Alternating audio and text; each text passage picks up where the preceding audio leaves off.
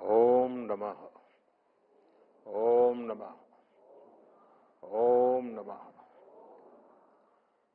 परम श्रद्धे आचार्य प्रज्ञ सागर महाराज जी, श्रावण बेलागोला के मठाधीश स्वामी चारुकीर्ति जी, मेरे सहयोगी गजेंद्र सिंह शेखावत जी, संसद में मेरे साथी भाई नवीन जैन जी, भगवान महावीर अहिंसा भारती ट्रस्ट के प्रेसिडेंट प्रियंक जैन जी, सेक्रेटरी ममता जैन जी, ट्रस्टी पीयूष जैन जी, अन्य सभी महानुभाव, संतजन, देवी और सज्जनों, जय जिनेन्द्र। आज हम सब भारत की आध्यात्म परंपरा के एक महत्वपूर्ण अवसर के साक्षी बन रहे हैं। पूज्य आचार्य श्री विद्यानंद जी मुनिराज, उनकी जन्म शताब्दी का ये पुण्य पर्व, उनकी अमर प्रेरणाओं से ओतप्रोत एक कार्यक्रम,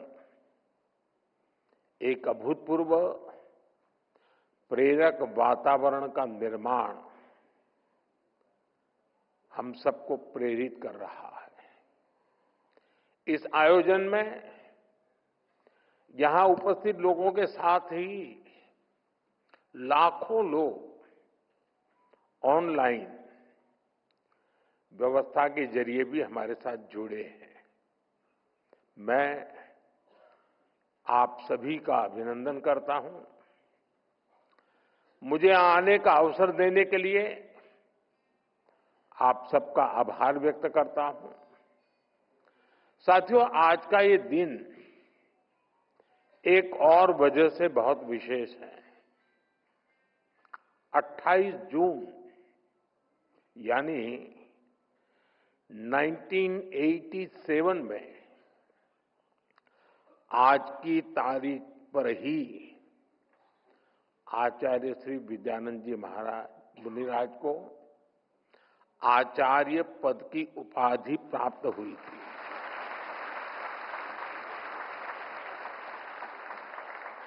और वो सिर्फ एक सम्मान नहीं था, बल्कि जैन परंपरा को विचार, संयम और करुणा से जोड़ने वाली एक पवित्र धारा प्रवाहित हुई। आज जब हम उनकी जन्म शताब्दी मना रहे हैं, तब ये तारीख हमें उस ऐतिहासिक क्षण की याद दिलाती है। मैं इस अवसर पर आचार्य श्री विद्यानंद जी मुनिराज के चरणों में नमन करता हूं। उनका आशीर्वाद हम सभी पर हमेशा बना रहे, ये प्रार्थना करता हूं। साथियों, श्री विद्यानंद जी मुनिराज की जन्म शताब्दी का ये आयोजन ये कोई साधारण कार्यक्रम नहीं है। इसमें एक युग की स्मृति है, एक तपस्वी जीवन की गुंज है। आज इस ऐतिहासिक अवसर को अमर बनाने के लिए विशेष स्मृति के डाक टिकट जारी किए गए हैं। मैं इसके लिए भी सभी देशवासियों को अभिनंदन करता हूं। मैं विशेष रूप से आचार्य श्री प्रज्ञ सागर जी का अभिनंदन करता हूं, उन्हें प्रणाम करता हूं। आपके मार्गदर्शन में आज करोड़ों अनुयायी पूज्य गुरुदेव के बताए रास्ते पर आगे बढ़ रहे हैं। आज इस अवसर पर आपने मुझे धर्म चक्रवर्ती की उपाधि देने का जो निर्णय लिया है,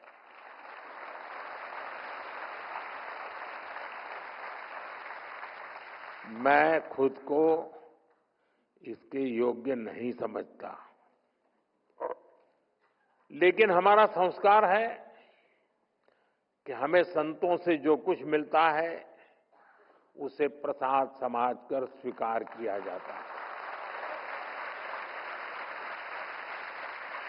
और इसलिए मैं आपके इस प्रसाद को विनम्रतापूर्वक स्वीकार करता हूं और मां भारती के चरणों में समर्पित करता हूं। साथियों, जिस दिव्य आत्मा की वाणी को, उनके वचनों को हम जीवन भर गुरु वाक्य मानकर उनसे सीखते हैं, जिनसे हमारे हृदय भावात्मक रूप से जुड़ रहे हैं, उनके बारे में कुछ भी बोलना हमें भावुक कर देता है। मैं अभी भी सोच रहा हूं कि श्री विद्यानंद जी मुनिराज के बारे में बोलने की जगह काश हमें आज भी उन्हें सुनने का सौभाग्य मिलता।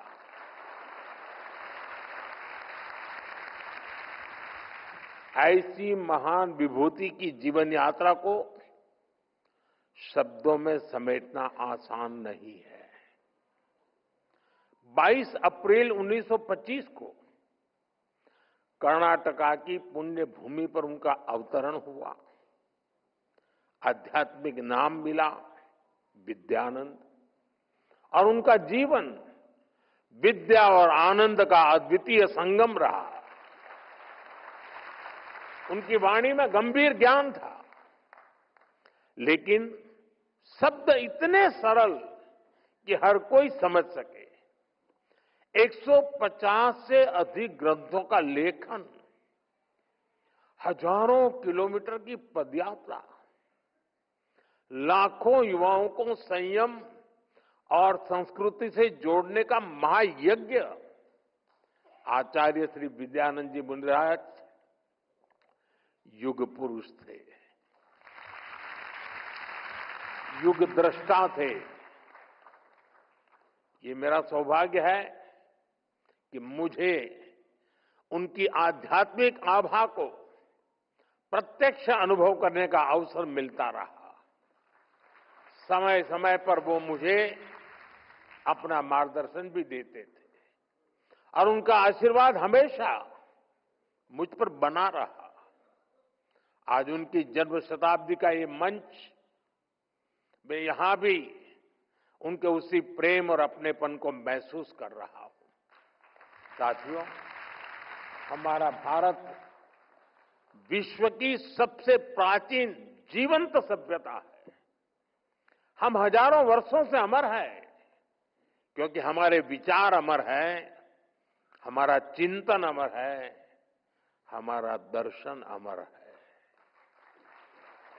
और इस दर्शन के स्रोत हैं हमारे ऋषि, मुनि, महर्षि, संत और आचार्य।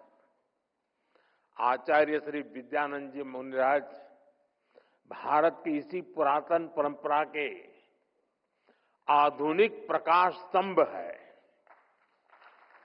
कितने ही विषयों पर उनकी विशेषज्ञता थी, कितने ही क्षेत्रों में उनकी दक्षता हासिल थी। उनकी आध्यात्मिक प्रखरता, उनका ज्ञान कन्नड़ा, मराठी, संस्कृत और प्राकृत जैसी भाषाओं पर उनकी पकड़, और अभी जैसे पूज्य महाराज जी ने कहा 18 भाषाओं का ज्ञान, उनके द्वारा की गई साहित्य और धर्म की सेवा, उनकी संगीत साधना, राष्ट्र सेवा के लिए उनका समर्पण, जीवन का ऐसा कौन सा आयाम है जिसमें उन्होंने आदर्शों के शिखर न छुए हो। वो एक महान संगीतज्ञ भी थे, वो एक प्रखर राष्ट्रभक्त और स्वतंत्रता सेनानी भी रहे, और वो एक अखंड वितराग दिगंबर मुनि भी थे। वो विद्या और ज्ञान के भंडार भी थे और वो आध्यात्मिक आनंद के स्रोत भी थे। मैं मानता हूं कि माननीय सुरेंद्र उपाध्याय से आचार्य श्री विद्यानंद मुनिराज बनने की उनकी यात्रा ये सामान्य मानव से महामानव बनने की यात्रा है। ये इस बात की प्रेरणा है कि हमारा भविष्य हमारे वर्तमान जीवन की सीमाओं में बंधा नहीं होता। हमारा भविष्य इस बात से तय होता है कि हमारी दिशा क्या है, हमारा लक्ष्य क्या है और हमारे संकल्प क्या है। साथियों, आचार्य श्री विद्यानंद जी मुनिराज ने अपने जीवन को सिर्फ साधना तक सीमित नहीं रखा। उन्होंने जीवन को समाज और संस्कृति के पुनर्निर्माण का माध्यम बना दिया। प्राकृत भवन और अनेक शोध संस्थानों की स्थापना करके उन्होंने ज्ञान की दीपशिखा को नई पीढ़ियों तक पहुंचाई। उन्होंने जैन इतिहास को भी उसकी सही पहचान दिखाई। जैन दर्शन और अनेकांतवाद जैसे मौलिक ग्रंथों की रचना कर उन्होंने विचारों को गहराई, व्यापकता और समरसता दी। मंदिरों के जीर्णोद्धार से लेकर गरीब बच्चों की शिक्षा और सामाजिक कल्याण तक उनका हर प्रयास आत्म कल्याण से लेकर लोक मंगल तक जुड़ा रहा। साथियों, आचार्य विद्यानंद जी महाराज कहते थे, जीवन तभी धर्ममय हो सकता है जब जीवन स्वयं सेवा बन जाए। उनका ये विचार जैन दर्शन की मूल भावना से जुड़ा हुआ है। ये विचार भारत की चेतना से जुड़ा हुआ है। भारत सेवा प्रधान देश है। भारत मानवता प्रधान देश है। दुनिया में जब हजारों वर्षों तक हिंसा को हिंसा से शांत करने के प्रयास हो रहे थे, तब भारत ने दुनिया को अहिंसा की शक्ति का बोध कराया। हमने मानवता की सेवा की भावना को सर्वोपरि रखा। साथियों, हमारा सेवा भाव अनकंडीशनल है, स्वार्थ से परे है और परमार्थ से प्रेरित है। इसी सिद्धांत को लेकर आज हम देश में भी उन्हीं आदर्शों से प्रेरणा लेकर के, उन्हीं जीवनों से प्रेरणा लेकर के काम कर रहे हैं। पीएम आवास योजना हो, जल जीवन मिशन हो, आयुष्मान भारत योजना, जरूरतमंद लोगों को मुफ्त अनाज, ऐसी हर योजना में समाज के अंतिम पायदान पर खड़े व्यक्ति के प्रति सेवा भाव है। हमें योजनाओं में सैचुरेशन तक पहुंचने की भावना से काम कर रहे हैं, यानी कोई भी पीछे न छूटे, सब साथ चलें, सब मिलकर आगे बढ़ें। यही आचार्य श्री विद्यानंद मुनिराज की प्रेरणा है और यही हमारा संकल्प है। साथियों, हमारे तीर्थंकरों की, हमारे मुनियों और आचार्यों की वाणी, उनकी शिक्षाएं हर काल में उतनी ही प्रासंगिक होती है। और खासकर आज जैन धर्म के सिद्धांत 5 महाव्रत, अणुव्रत, त्रिरत्न, षट आवश्यक, ये आज पहले से भी कहीं ज्यादा महत्वपूर्ण हो गए हैं। और हम जानते हैं हर युग में शाश्वत शिक्षाओं को भी समय के साथ सामान्य मानवी के लिए सुलभ बनाने की जरूरत होती है। आचार्य श्री विद्यानंद मुनिराज का जीवन, उनका कार्य इस दिशा में भी समर्पित रहे हैं। उन्होंने वचनामृत आंदोलन चलाया, जिसमें जैन ग्रंथों को आम बोलचाल की भाषा में प्रस्तुत किया गया। उन्होंने भजन संगीत के जरिए धर्म के गहरे विषयों को भी सरल से सरल भाषा में लोगों के लिए सुलभ बना दिया। अब हम अमर भय न मरेंगे, अब हम अमर भय न मरेंगे, तन कारण मिथ्यात दियो तज, क्यों करी देह धरेंगे।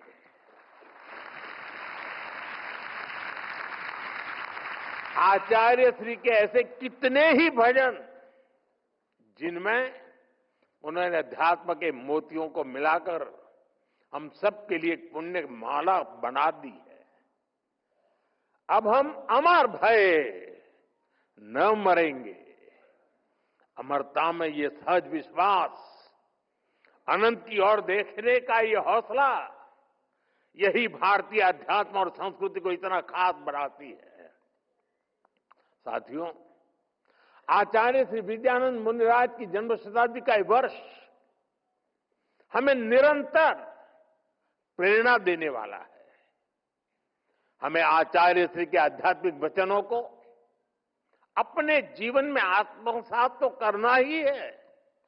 समाज और राष्ट्र के लिए उनके कार्यों को हम आगे बढ़ाएं, ये भी तो हमारा दायित्व है। आप सब जानते हैं, आचार्य श्री विद्यानंद मुनिराज ने अपने साहित्य के जरिए, अपने भजनों के माध्यम से प्राचीन प्राकृत भाषा का कितना पुनरुद्धार किया। प्राकृत भारत की सबसे पुरानी भाषाओं में से एक है। ये भगवान महावीर के उपदेशों की भाषा है। इसी भाषा में पूरा मूल जैन आगम रचा गया, लेकिन अपनी संस्कृति की उपेक्षा करने वालों के कारण ये भाषा सामान्य प्रयोग से बाहर होने लगी थी। हमने आचार्य श्री जैसे संतों के प्रयासों को देश का प्रयास बनाया। पिछले साल अक्टूबर में हमारी सरकार ने प्राकृत को शास्त्रीय भाषा का दर्जा दिया,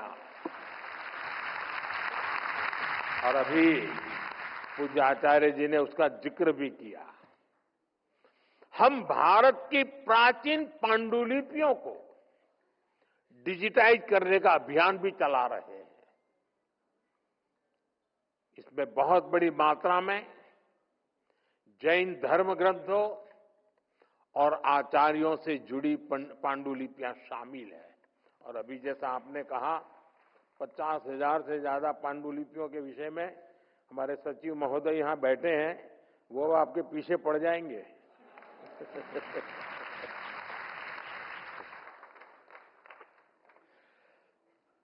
हम इस दिशा में आगे बढ़ना चाहते हैं। अब हम हायर एजुकेशन में भी मातृभाषा को बढ़ावा देते हैं, और इसलिए मैंने लाल किले से कहा है, हमें देश को गुलामी की मानसिकता से मुक्ति दिलानी है। हमें विकास और विरासत को एक साथ लेकर आगे बढ़ना है। इसी संकल्प को केंद्र में रखकर हम भारत के सांस्कृतिक स्थलों का, तीर्थ स्थानों का भी विकास कर रहे हैं। 2024 में हमारी सरकार ने भगवान महावीर के 2550वें निर्वाण महोत्सव का व्यापक स्तर पर आयोजन किया था। इस आयोजन में आचार्य श्री विद्यानंद मुनि जी की प्रेरणा शामिल थी। इसमें आचार्य श्री प्रज्ञ सागर जी जैसे संतों का आशीर्वाद शामिल था। आने वाले समय में हमें अपनी सांस्कृतिक धरोहर और उसे और समृद्ध बनाने के लिए ऐसे ही बड़े कार्यक्रमों को निरंतर करते रहना है। इसी कार्यक्रम की तरह ही हमारे ये सारे प्रयास जन भागीदारी की भावना से होंगे। सबका साथ, सबका विकास, सबका प्रयास, इस मंत्र से होंगे। साथियों, आज मैं आपके बीच आया हूं तो नवकार महामंत्र दिवस की स्मृति आना भी स्वाभाविक है। उस दिन हमने 9 संकल्पों की भी बात की थी। मुझे खुशी है कि बड़ी संख्या में देशवासी उन संकल्पों को पूरा करने में लगे हैं। आचार्य श्री विद्यानंद मुनिराज से हमें जो मार्गदर्शन मिलता है वो इन 9 संकल्पों को और मजबूती देते हैं। इसलिए आज इस अवसर पर मैं उन 9 संकल्पों को फिर से आपके साथ साझा करना चाहता हूं। पहला संकल्प पानी बचाने का है। एक एक बूंद पानी की कीमत समझनी है। ये हमारी जिम्मेदारी भी है और धरती मां के प्रति फर्ज भी। दूसरा संकल्प, एक पेड़ मां के नाम।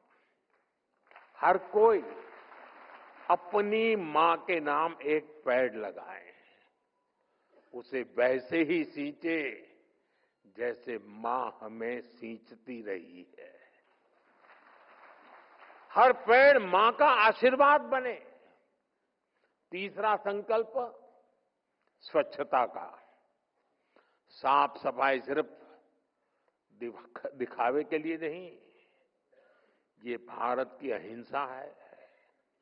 हर गली, हर मोहल्ला, हर शहर स्वच्छ हो।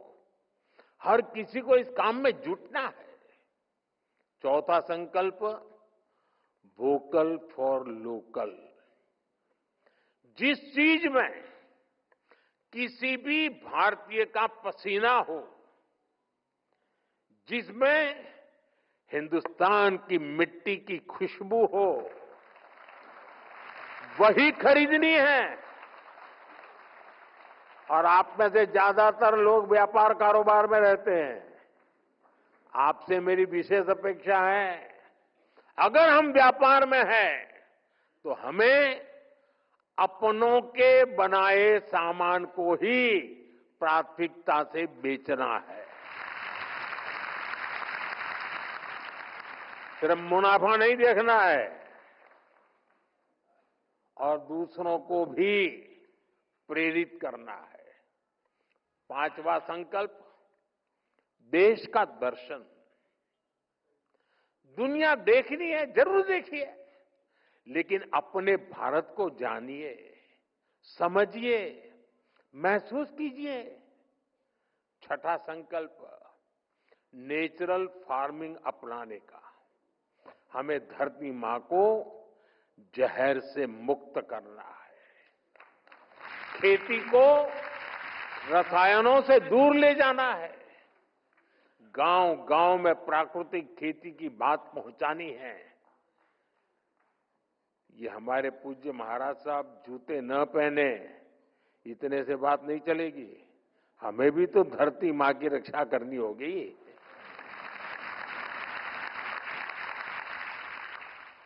सातवां संकल्प, हेल्दी लाइफस्टाइल का।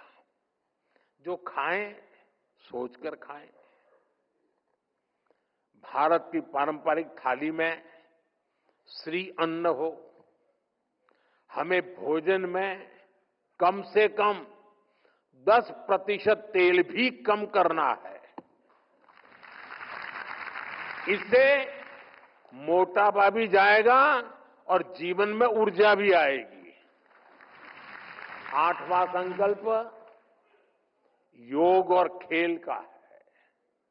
खेल और योग दोनों को दैनिक जीवन का हिस्सा बनाना है। 9वां संकल्प गरीब की मदद करना। किसी गरीब की हैंड होल्डिंग करना, उसे गरीबी से निकलने में मदद करना, यही असली सेवा है। मुझे विश्वास है हम इन 9 संकल्पों पर काम करेंगे तो आचार्य श्री विद्यानंद जी मुनिराज जी को और उनकी शिक्षाओं को भी ज्यादा सशक्त करेंगे। साथियों, भारत की चेतना को, हमारे संतों के अनुभवों को लेकर हमने देश के लिए अमृतकाल का विजन सामने रखा है। आज 140 करोड़ देशवासी देश के अमृत संकल्पों को पूरा करते हुए विकसित भारत के निर्माण में जुटे हैं। विकसित भारत के इस सपने का मतलब है हर देशवासी के सपनों को पूरा करना।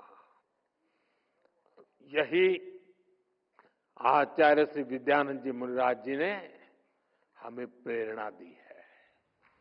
उनके दिखाए प्रेरणा पथ पर चलना, उनकी शिक्षाओं को आत्मसात करना, राष्ट्र निर्माण को अपने जीवन का पहला ध्येय बना लेना, ये हम सबकी जिम्मेदारी है। मुझे विश्वास है आज इस पवित्र अवसर की ऊर्जा हमारे इन संकल्पों को सशक्त बनाएगी। और अभी प्रज्ञा साहब महाराज साहब ने कहा कि जो हमें छेड़ेगा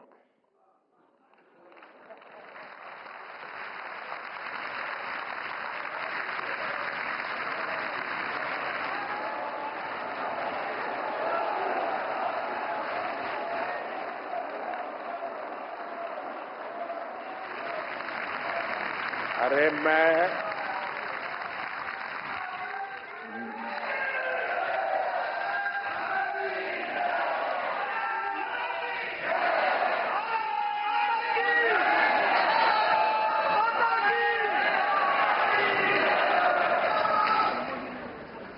जैनियों के कार्यक्रम में हूं।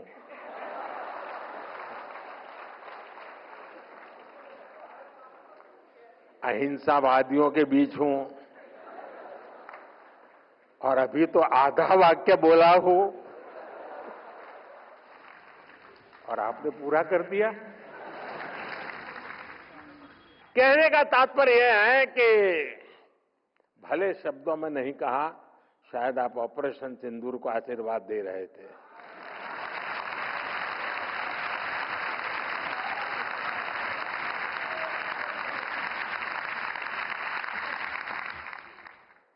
आप सबका प्यार, आप सबके आशीर्वाद, इन भावनाओं के साथ मैं एक बार फिर आचार्य श्री विद्यानंद जी मुनिराज जी को श्रद्धापूर्वक नमन करता हूं। आप सभी का बहुत बहुत धन्यवाद। जय जिनेन्द्र।